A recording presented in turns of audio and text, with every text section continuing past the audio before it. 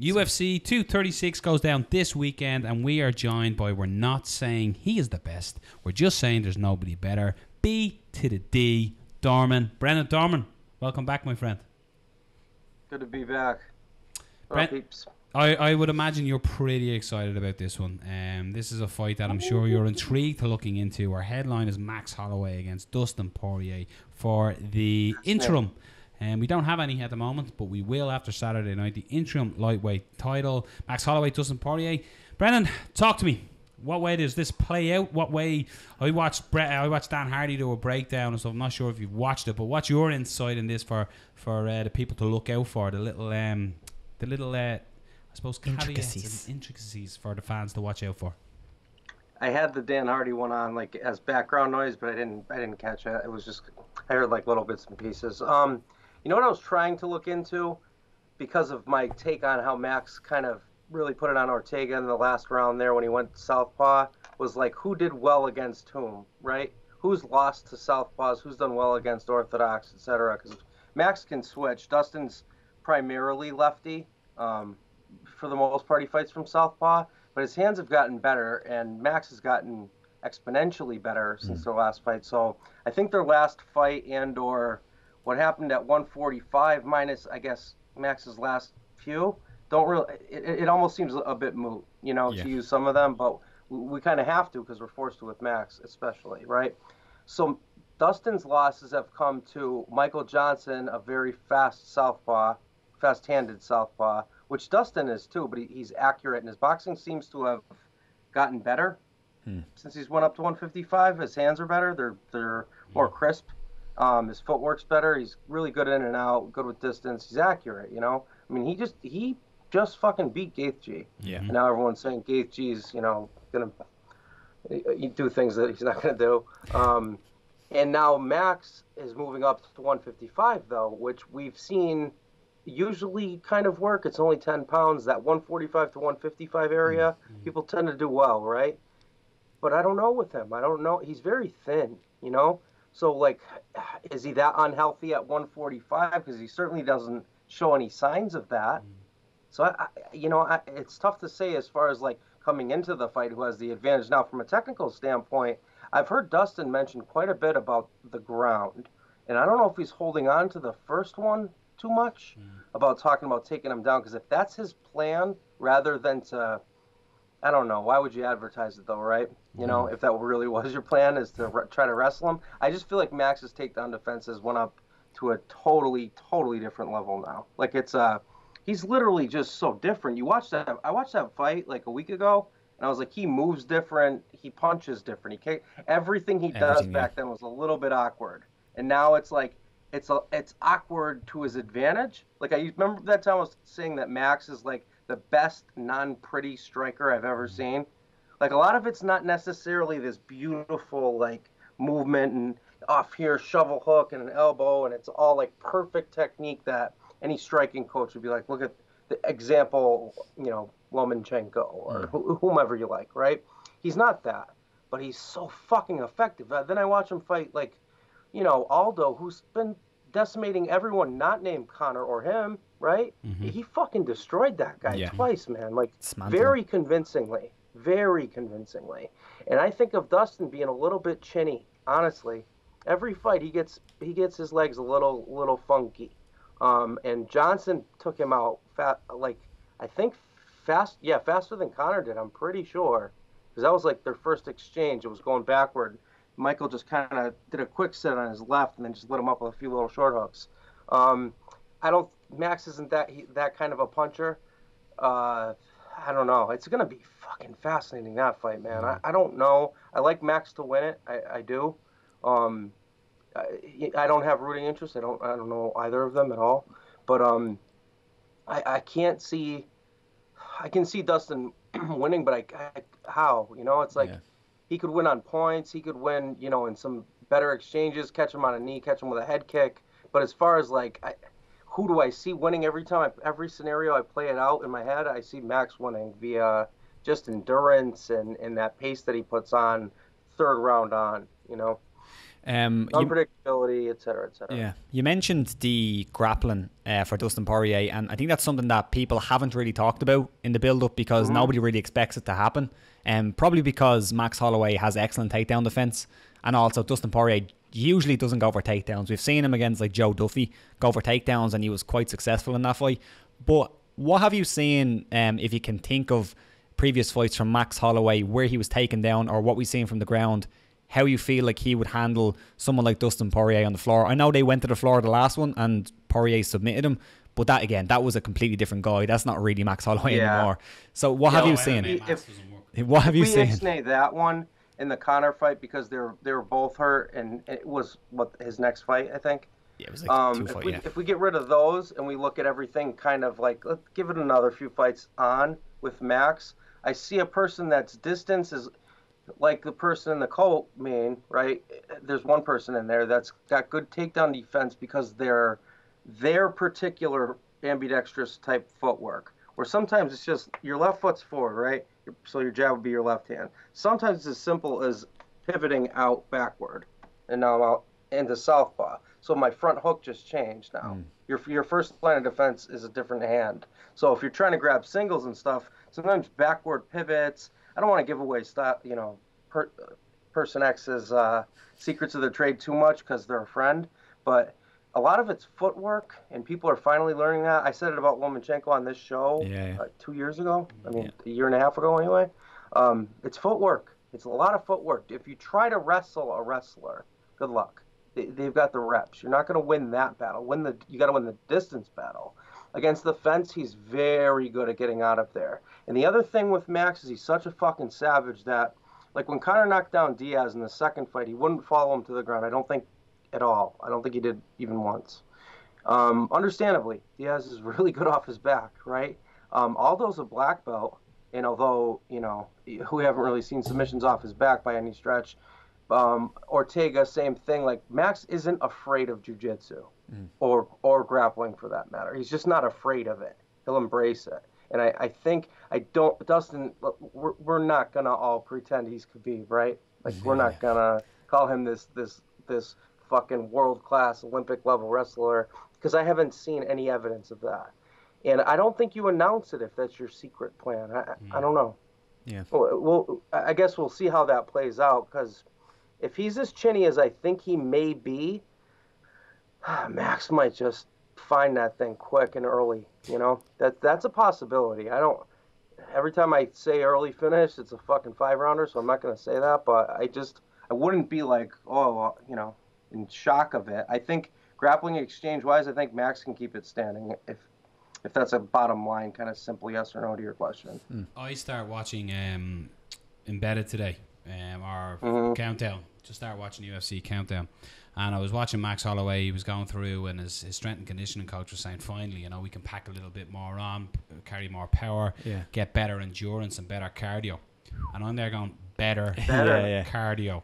I'm like, when you look at the Brian Ortega fight, insanity. Oh my God. His stats, the stats that he builds up and builds up. When you look at the fourth round, championship round, 196 strikes thrown, 134 landed. He's cheating. In the fourth round? Fourth round. Round 1 he threw 84, round 2 126, round 3 84, and round 4 196. And if you remember coming out in round 4, he said to Rogan, I'm going to do it. It's going to end in this round. Yeah. And it that went, was a little snippet that and he went back to Rogan and he went, oh, it's that close. And then Ortega couldn't make the fifth round, rightly so. So he technically done it, But Max Holloway, I jokingly get jeered over this because I refer to him as a Muay Thai fighter. He slowly comes into the fight and builds up. He's like a drummer on a rhythm, and it gets faster and faster and faster. In Thailand especially, it's very like that, and they're very. There's no they don't strafe from it often. Yeah. And he builds up his momentum in a fight. And it was one thing with the Dan Hardy breakdown that I was looking at. The way when he comes into and engages, he changes from orthodox to southpaw, and gets his back leg back, so he's ready to strike. He's in striking position, and that allows him to throw multiple combinations. At one stage in the Ortega fight, I think there was a 15 to 16 fight punch combination thrown at Brian Ortega, and he breaks fighters down by just walking them down, constantly throwing. A bit of a Diaz style. They're not all all 100% shots. Some of them are just tap, tap, tap, tap, tap, and then he'll dig to the body. Max, you mean? Yeah. Okay. Yeah. And I think the worst performances I've seen from it's like the Michael Johnson fight that you referred to, was Johnson was on the front foot putting Poirier in the back foot and controlling the pace. Max Holloway controls the pace of all his fights, and then he slowly picks up the pace. The last fight I actually picked Brian Ortega, and the reason being, I was all in on Brian Ortega, number one, but number two, I was concerned about Max Holloway because of his health scares that he's had, and I wonder, was the weight cut too big? And I thought, it's been a while, it's going to play on him in the fight. Not one bit. That, for me, the Ortega was the best performance. The Jose Aldo performances were insane. To do what he done to Jose Aldo twice, but the Ortega fight was sensational, and I just think in every aspect he's better at absolutely everything than Poirier. Maybe you might say Poirier on the ground, but again, we're not going to say he's Habib levels. But I honestly think that Max Holloway has enough just to do what he wants when he wants, and he will get a finish here of Dustin Poirier and look sensational doing it. Line up a title fight with Habib, and boy, that's going to be fun talking to you about that. Yeah, well, one thing at a time. The first fight with Aldo, the way he finished it, do you remember him rolling with the punches on the ground? Well, I guess quite literally, but even though I put air quotes up like an idiot. Aldo's a black belt, who's beaten Cobrinha, who's, pound for pound one of the greatest ever. And I think just a single match, but he's a legitimate world-class black belt. It's a word that gets really overused. But Aldo's that. He couldn't get up. Yeah. Was he hurt? Yeah. But the transition, I know enough about jiu-jitsu by watching it, right?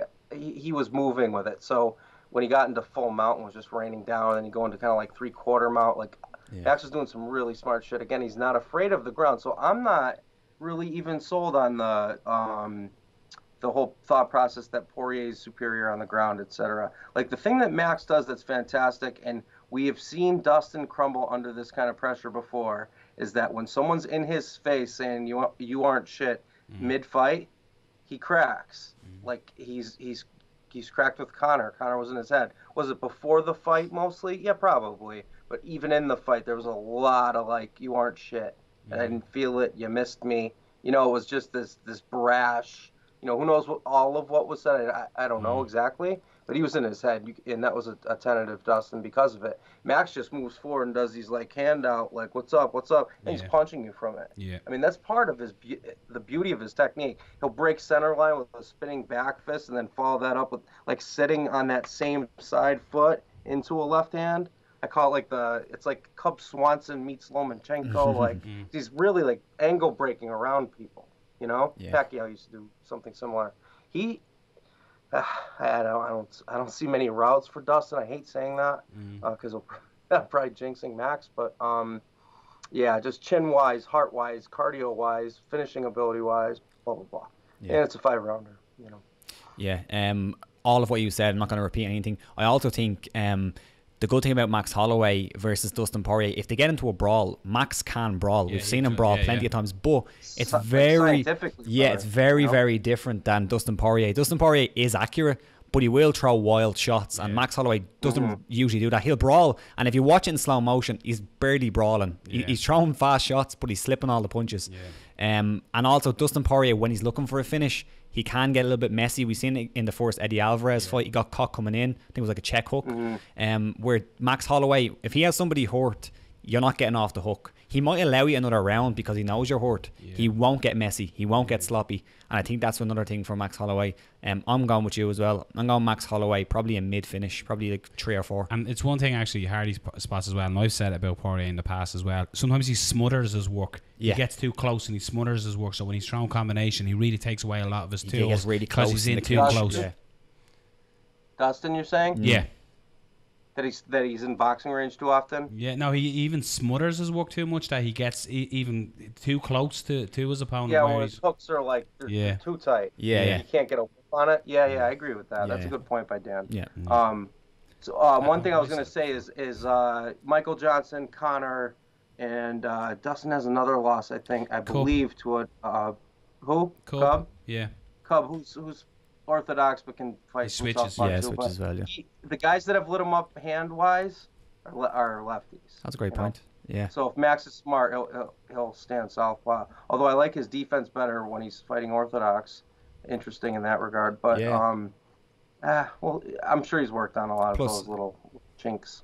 He's Dustin Poirier is probably the bigger puncher. Yeah. Max Holloway is more of a volume guy, but Max Holloway has fought some really, really big punchers. Jeremy Stevens, big puncher. You can call Anthony Pettis a big puncher, but more so kicker.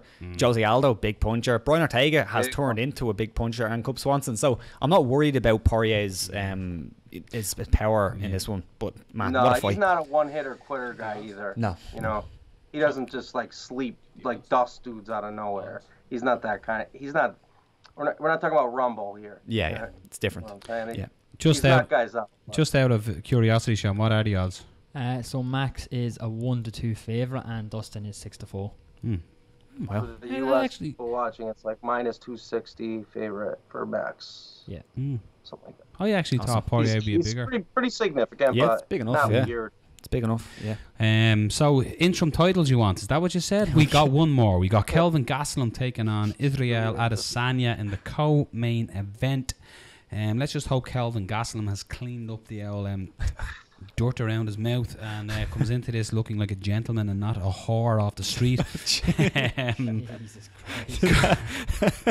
Too much? Too much. Stay classy. Stay classy. But here we go. We got obviously Robert Whittaker is out injured. Well, was out injured, and they've made this interim. So Israel Adesanya, Kelvin Gastelum. Brendan, what's your thoughts on this one? The undefeated Adesanya. The hype train is going choo choo. Are you on board the train? Obviously. So disclaimer before I say anything about this fight. I have a bias coming into it. We're talking about a friend, an actual friend in life, versus someone I don't know at all. I don't know Kelvin from whatever. Jimmy Savile, you guys' favorite. Jimmy Savile? Jimmy Savile reference. What's going on? Jesus Christ, I call him a whore. He's been put to Jimmy Show is Savile. taking a sinister turn. Yeah. Tell you, Becky Lynch will be tuning in this week. Reel it in. That guy was executed in public. Anyway, so I have vested interest in this, right? In the outcome, but I'm gonna try to be as non-partial as possible. Yeah. I think Israel is on a completely different level, and I don't think Kelvin's wrestling is good enough to make up for that difference. I think a lot of people remember Uriah Hall versus Kelvin, and they use that as kind of the litmus or the barometer, if you will, of Kelvin's, grind you out, wear you down, impose his will, or whatever other cliche you want to throw in, right? That's not going to happen with Israel, and he never looks tired either. I can see Israel picking him apart because I think with Anderson, and I've had this happen in sparring before. If you're sparring even someone you look up to, you take something off.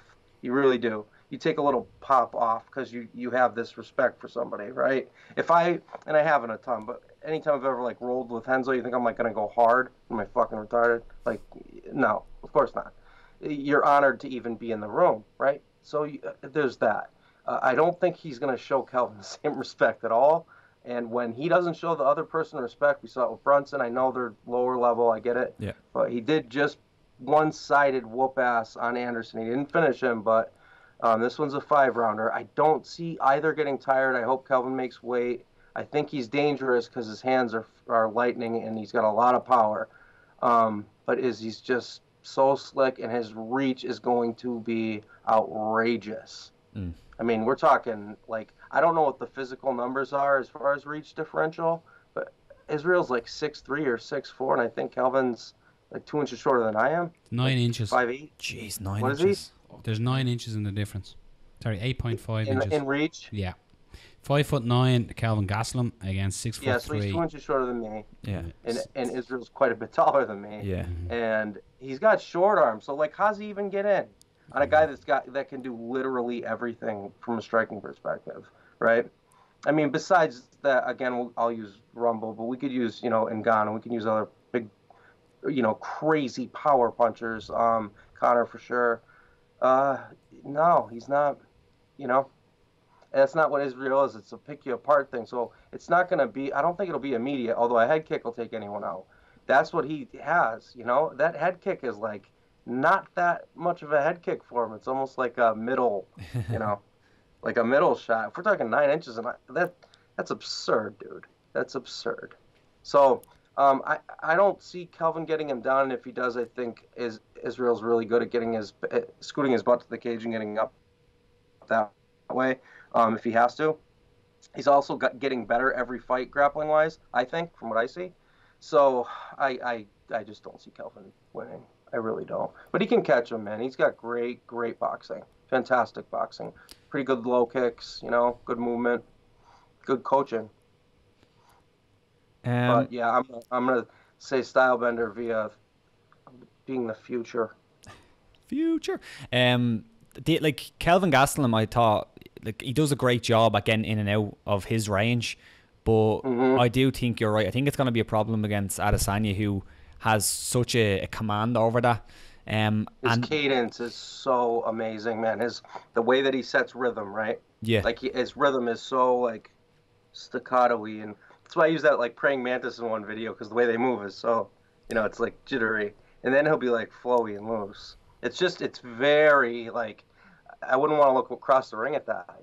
It's tough to read. It's back to the till thing I was talking about so long ago. Yeah. I'm sorry, I couldn't get off there. With Kelvin Gastelum, you'd hope, because of the skill set that he has, you'd hope that he'd use his wrestling at least as a threat to set up his strikes. But he usually doesn't do that. It's mostly just boxing or wrestling. Yeah. So I think that's going to be a problem. If he could get someone like Adesanya to bite on his takedowns, like when Khabib had McGregor biting on his takedowns, and then McGregor gets hit with that big overhand right that dropped him. Something similar to that. I could see Kelvin has success, but I just don't see anything like that happening. And then even then, Adesanya, we don't really know what his grappling is like right now. I'm not sure what you know, Brendan, but I suspect it to be quite good. I suspect it to be quite good, at least enough to get back to his feet, because it's getting really good. And the thing about him, I don't know if you both agree with this, and Sean yourself as well, but he seems like a guy who was so invested in MMA. Like it seemed like that was almost his first love, the way he goes on about it. And I feel like I feel like he wants to get great at MMA. He wants to get great at grappling. It's not a thing like you see these kickboxers come over and they just want to stand. They're like, why won't you stand with me? He seems like a guy who wants to get great at this. So I suspect that he has got quite good at it. I'm gonna be because like, in my first one, I think it was my first breakdown of him, maybe my second, where there was a high elbow, and that's like I've told you before, that's one of my favorites, if not my favorite submission. So I know how to hit it from pretty much everywhere. It's kind of a Hensel thing, like all of us East Coast guys. Anyway, the point is, like, he just missed by a step over. He would have had it, because then you just put your head down, your hips up, and you do it from mount, right? Because it's high elbow, you don't need much else. Because it serves as a throat choke, a blood choke, and a neck crank at the same time. Now, he was going for that against a wrestler, so like, he's not afraid of the ground, and he doesn't drop his hands when someone shoots in. So the Khabib kind of thing, like that thought process, Kelvin doesn't do the feint shot into. Khabib does that often. He usually follows it with an uppercut or a knee, but he ended up using an overhand right. But it was also like at the speed of lightning. Like Kelvin's got fast hands as far as his short punching. Like, he knows how to shorten up the actual distance of his punches, right? That kind of short punching where he'll clip you quick right here, bang. Like he did the Bisping, it was all real kind of fast and to the point and accurate, His power is within his accuracy and his speed. It's not so much that he'd punch, like a world record machine or whatever. I think there's a level disparity there. And I don't think Kelvin against Weidman, he didn't look that great on the ground, That's how Weidman beat him. Tyron outstruck him, although that fight was a little bit close, but Kelvin was like 15 pounds overweight. Those are, I think, his 2 losses, right? Yeah. Those 2? Okay. So, they're both really good, right? So there's that. But we're gonna see what Stylebender is. This is the fight. That's very true. Right? We're gonna see right now. Because if he goes out and starches him, watch out. I'm going to throw the cat amongst the pigeons here, lads, because I'm currently watching Alex Pereira knock out Israel Adesanya here, and that's like 15 years ago. I know, but this is something that watching these, I was watching to see in close, because Gastelum, as we've all said, he needs to get on the inside. Very difficult against Adesanya, who was incredible distance management, but I don't know, I'm going on, and I know this makes no sense, right? So a bit of voodoo magic. A lot of hype trains have been derailed recently. I know what you mean. And a lot of fighters are being sort of overlooked in their skill set and their power. Like, I honestly think Gastelum has the power to knock out anybody in this division. And I just think that if Adesanya admires his work for a split second, that Gastelum can crack him and put him out in one shot. That's why I'm referring to the Pereira one. I know it's a long time ago, but like for me, yes. And a higher level striker too. If you gave me money and said bet on this, I'd bet Israel Adesanya. But just recently, there's a trend of the big hype trains getting derailed. Like, I love watching Adesanya fight. I agree with what you said about Anderson Silva. To me, he held back too much because he respected him. Not too much, but he held back because he had so much respect for Anderson. But here, I don't know. Gastelum has a way. He just sneaks in and gets in his distance and lands his shots. Bisping was silly taking that fight in short notice after getting pummeled by devastating by knockout though. Yeah, incredible knockout. But I just think Gastelum has that way. He just somehow worms his way into his distance and lands his unbelievable shots. And I don't know. Just the trend that's happening. You got a feeling. I can see him working his way in and threatening to take down. Similar to what Rob said with Habib and landing that overhand right, but threatening and giving that look, even trying for it weakly a couple of times, maybe getting the legs separating. So when he gives that look again, works his way in and comes up with a looping shot and catches that. I do think that's what's got to happen. If Gastelum is to have some success, if he stands right in front of Adesanya, I think it's going to be a nightmare for him. Jesus. Absolute nightmare. He has to shoot. He has to shoot constantly. Dirty box, filthy. Against the fence, filthy. He needs to make it filthy. But he needs to threaten with the takedown and get Adesanya working, defending early and defend. Try to get defense, even if he stops it. Never been slept, right? Kelvin? No, I don't think so. I don't think so. Woodley hit him, I think, with a flush fucking piston. Yeah, he's got a good chin. I don't even know if he fell, to be honest. That dude's chin is crazy. Staff couldn't even knock him back. Head kicks are going to knock out anyone. Yeah. They just are. That's true. You know, if they land flush.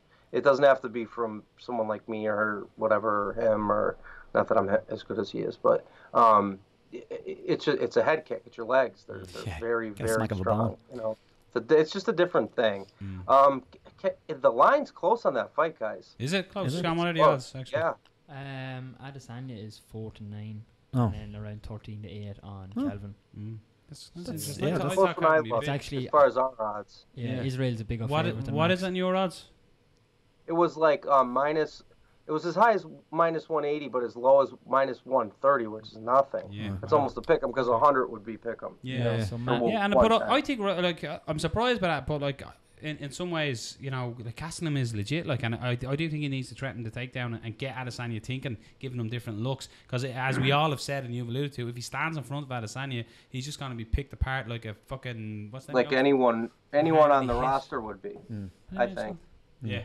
No, a quick counterpoint to you. Yeah. What about like Zabit, right? Like, there's some hype trains that are doing okay. Yeah. I don't think they're all getting destroyed. I don't mean it's just the last couple that have, you know, it's you know when the UFC has plans for fighters and then the MMA world just goes. Whereas the beat's not quite that. Yeah. Like he's not like talking to Dana in the office. Yeah. You know. Yeah. You're just too skeptical of MMA working out how it's supposed to work out. You're just like something's gonna go wrong. Well, that's why we love it, right? Yeah, exactly. I don't know. I don't want to see my friend get fucked up. You know. Of course not. And I wouldn't want to have to deal with him saying, "What the fuck did you pick against me for?" Either. I don't want either of those scenarios. But I'm a realist. Norman Park, I've seen worse. You know, I've seen crazier. So yeah, absolutely. Nothing's gonna make me. Yeah, there's still questions. If goes out and submits him via Darce like within 20 seconds, that would surprise me. But minus that, not much will. Flying triangle, Kelvin Gastelum. Do you have a pick on that, Sean? Israel for me. Israel. Yeah, I won't be back in it. It's too short for me. Yeah. Cool. The flight through these fights are not great. Don't be underselling. They're not great. They're great fighters in there, but not great. Eryk Anders takes on Rountree. Rountree, of course. Gonsaki came a bit of an surprise there. He's the example from kickboxing we could use as the what not to do bullshit. But yeah, Eryk Anders, this is a weird one because it's sort of positioned like it's positioned really high up the card, but yet both fighters coming off losses. Anders currently on a 2-fight skid, I think. Yeah, 2-fight skid, and Rountree coming off a loss as well. So Thiago Santos, no harm in being beaten by Thiago Santos on the tear he's on. Elias Theodoro beat him recently in December, and then Rountree, of course, after that huge success against Saki, coming off a loss to Johnny Walker again. How good Johnny Walker's looking. It fucking works all the time. It's weird. So yeah, it's a weird one. Like again, do we just could be one that either fighter could end earlier, because just go to decision, and it's one that I'm like, this is a really weird fight for me because I just don't know who wins. There's a person buried that I'm interested in, but we'll get there on the card. This is a pick 'em. I can't wait to see what the odds are on this. Peter can Sean by the look of him scrambling to his laptop. Rountree by bigger punching. I think Eryk Anders is a good, well-rounded fighter. He kind of does everything okay, but there's no he's just not dynamic. And I think Rountree is a little bit more dynamic. Probably will land the bigger shots, but I don't know. I really don't know. This is one of them fights. Yeah, I'm on the exact same gravy train. If I'd be perfectly frank, I don't really care about the fight. This is sort of the fight that you're going, oh fucking hell, deadly Adesanya and Gastelum next, and then Holloway, and you're like, oh, this is gonna be great. And then you're sort of watching this going, you know what? I'll get a can from the fridge while this is on. It's that sort of fight. So no disrespect, but like when you look at this card, like just to give you like a little bit of in comparison to where it is, the last time that both fighters were on a UFC card, they were way down the prelims. Yeah. So they're pretty high up and considering. Weird, so this is the UFC have built like a fantastic co-main and main event. And sort of, they fill down the rest. Like so, it's a little disappointing. But hey, look, could be a cracker. You never know. That's the beauty about MMA. It could be a good scrap. We could come in next Monday and be going, holy shit, what a fight that was. What are the odds, Sean? Eryk Anders 2-5 and Mr. Khalil Rountree 7-4. Pick on underdog. Great stuff. Alan Jouban. You guys odds fucking baffled. Who's the underdog? Rountree. Underdog. That makes sense, just considering. But I predict a lot of nothing. Okay, we're all not really high on that fight. It's crazy. We're not. The gorgeous. The boards made that fight. I'm sorry, which I lie. To be that guy. I don't lie. The gorgeous Alan Jouban takes on Dwight Grant. Again, he is a handsome motherfucker. He is. Jouban again. Good dude too. No disrespect to Jouban. Again, he's coming from prelim position and getting bumped up to the main card here as well. And he is coming off the win against Ben Saunders. And then he's taking on Grant, who is of Dana White's Contender fame. So I got to be perfectly honest and a little blunt on this one.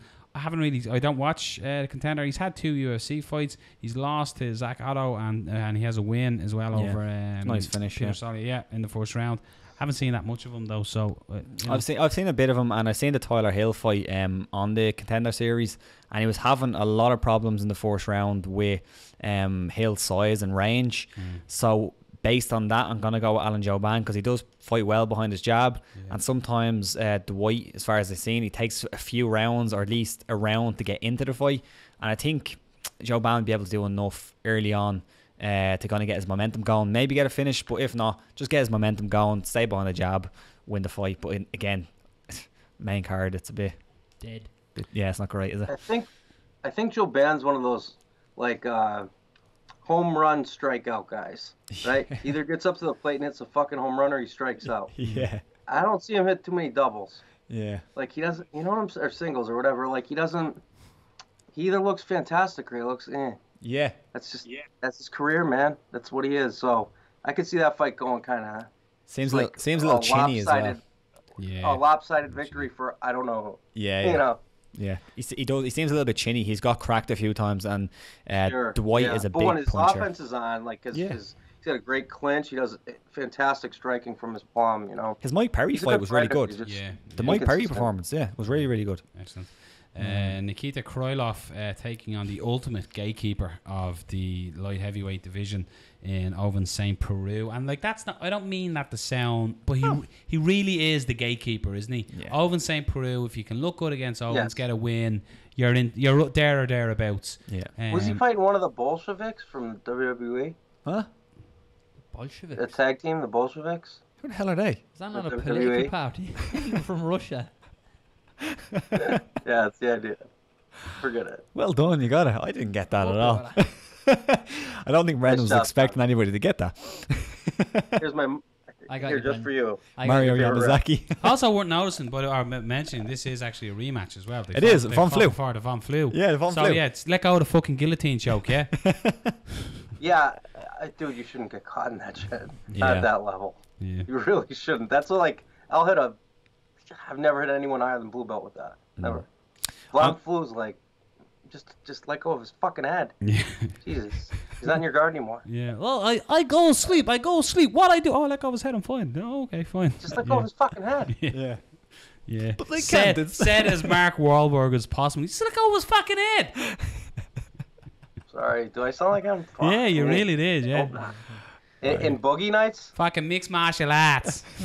I don't have that accent. No, Just let go of his fucking head. over there. My boy's wicked smart. Oh, that was brilliant. I'll Yes, play he's from soccer later. Get some beers. Where's the funky bunch? But yeah, Ovince St. Preux, does he get the Von Flue or what are we on? If Von Flue number 2, I'm going to go for that because Nikita Krylov, anytime he gets into a grappling situation with someone who's fairly decent at grappling, he loses. Jan Blachowicz, Misha Serkinov, chokes. And then obviously he had the Von Flue as well. Seems like he hasn't improved his grappling game too much. So I'm just going to go with OSP. He's a good fighter, as you said. He's a good fighter. He's a gatekeeper. You look at the last 3 fights. Latifi, Tyson. He lost to Latifi, beat Tyson Pedro, and then lost to Dominic Reyes. So you can see that whole gatekeeper through his last few fights. See who Krylov beat to get back in the UFC? Maldonado. Fabio Maldonado. Fedor. I predict a friendly plant ally break for that fight for myself. Great stuff. Plant-based entertainment. You said there's somebody buried in the card, Brendan. So who do you want to give a shout out to? Somebody who's Okay, buried? I think he lost pretty recently. Curtis Millender, I think it's pronounced. That kid has fucking such a ceiling. I want to see him do well. So I don't know him. If he happens to watch the fucking show, reach out to me because I was this close to breaking that guy down. Ooh. And then he lost, and you never want to because it's just like a waste of a day, you know.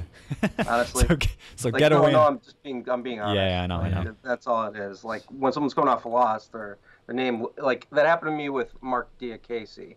Same type thing. That still has like just about 1,000 views. Like just looks excellent. Re-release it after the Duffy win. He looked fantastic. Yeah, Duffy, and he's back on track. Yeah. I'm just saying I did it right before a loss. Yeah. So that's my point. But this dude Millender's got like, oh man, his striking is savage. And he's 11 to 10. You can put it all together. That dude can be for real, definitely. Yeah, he's a slight underdog as well, Brendan. For anyone who fancies that. Ooh. He is A very slight. so even better in a way. Yeah. You know, I think maybe that'll be motivation for the guy. roughly minus He's 120. reading his own hype book or whatever, you know. His last fight he lost. You actually picked Zaleski in that fight, remember? Choke. It didn't look great on grappling, so hopefully he can fix that. Wait, who was it against? Well, his fight coming up is against Bilal Muhammad, so it could be a really good fight. Last one. It was Eliseo Zaleski or Dos Santos, isn't it? Yeah. I think you said Gillespie. I'm like, Oh no, jeez, Gregor Gillespie, no. Love that Gregor guy. Gillespie. Now, speaking of someone I should break down. He's please do. Savage. Love that guy. He is fucking awesome. Anyway. Yeah. Anyway, So I digress. yeah, not really. There's nothing to digress from. So yeah, if you want the picks, I'll go with my crazy picks. We throw out a threefold, or as you call it, a parlay. It's sort of it's tough because a lot of them are the faves, aren't they? I have my pick if you want it now. Yeah, go on, give us yours. So my bet of the week is Max Holloway by KO, Israel Adesanya by points, and then I've thrown in Curtis Millender as well, just for Brendan. And so that pays around 16 to 1. Nice. 16 to 1, which means, Brendan, if you put 10 of your American dollars on it, you get 170 of your American dollars back. I'll take the same ones as Sean then. Great. Go on. Just to let him know I'm on his team too. Sean's bet of the week endorsed by B to the D Dorman. We've got the seal of approval. Let's get it. Yeah, let's all jump on that. 3-6, by the way. Yeah. 3-6. 6. Never lead with your 6. Never lead with your 6. Words to No live by. uppercuts. Pat, who got knocked Pivot out off. leading with a 6 not too long ago there? Yeah.